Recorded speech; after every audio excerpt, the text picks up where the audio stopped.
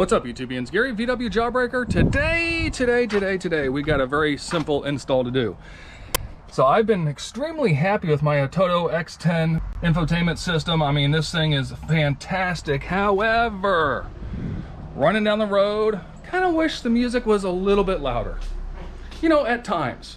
The stock unit puts out 29x4 RMS, not peak.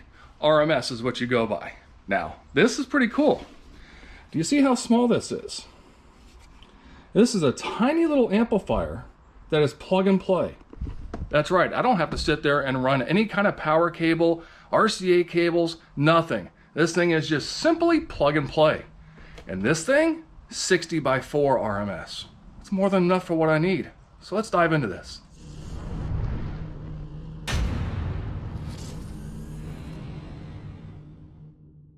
So like I said, this little amplifier right here is completely plug and play. It's about the size of your hand, very lightweight. And again, for 60 watts RMS, doubling our output basically. So you've got, literally, it's plug and play. Plug it into the amplifier, and you got a couple different Houdinis or whatever you need. The other end plugs into your head unit. I mean, how much easier can you get? This thing literally will just plug in, install, and then we can go from there.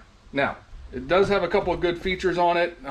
You know, you can sit there and run RCA to it if you want for output. You've got your treble, mid, and bass adjustments, so you can kind of fine tune things. But then again, the head unit has got like a 36 band graphic EQ on there. You can really fine detail things and really dial things in on the head unit itself, or infotainment system, however you want to call it. Very, very nice. Really excited for this. I really am. You know, I'm running 4 of these Polk speakers that will easily handle the power that we're going to put out. So we've got, you know, 2 in the doors, 2 and down in the kick panels, and then I've got a set of tweeters up here in the vents because, you know, my heater system's not hooked up. So anyway, let's go ahead and dive in. This is going to be a very short video. All right, so we've got our harness sitting here. We take the white plug it into the amp itself. It clicks into place. That part's done. Now the other end, it's got a couple different connectors on there because, you know, this does work for several different stereo setups.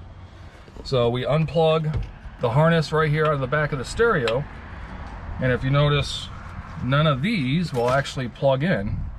So they actually have adapters.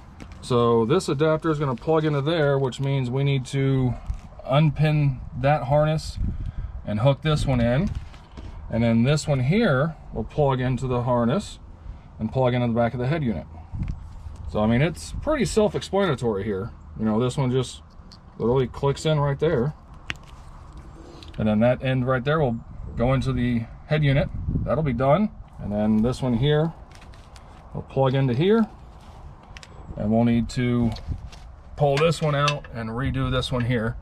Hook up to all of our speaker wires and whatnot. So I'll get that done. I'll bring you back. All right, so here we have the new pigtail that hooks up to your speakers and power and all that stuff. Here is the old one that we took out. So as you notice, they're slightly different from my model. But that's pretty much it. Here's your harness that goes down to the amplifier. So we just plug this into there. And then this particular end here plugs into the back of our head unit. And bada bing, bada boom, we are done. Really can't get much easier than that. So, let's go ahead and fire it up and see how she does. Well, I'm not gonna lie, that was stupid simple. I mean, the hardest part was taking the original pigtail off, you know, for your power, ground, and going all your speakers and swapping this pigtail out. That was the hardest thing. Everything else literally plugs and plays. Got some LED lights in there showing it works. Yep, tweak the bass, mids, and highs a little bit. Now I just got to mount that behind the panel back there, but she sounds great. This thing works fantastic.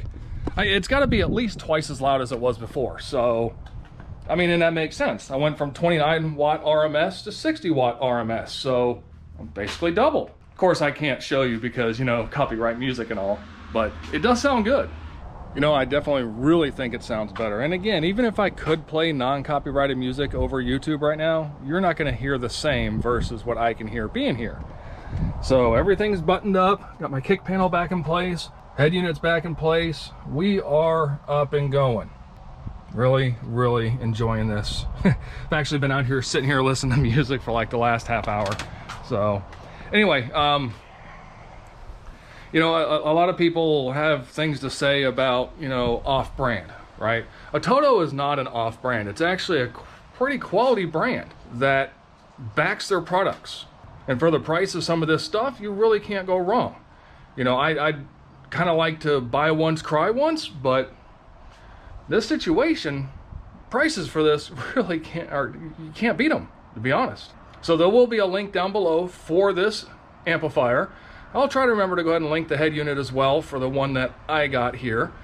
But I really appreciate Atoto and their trust in me in order to represent their brand.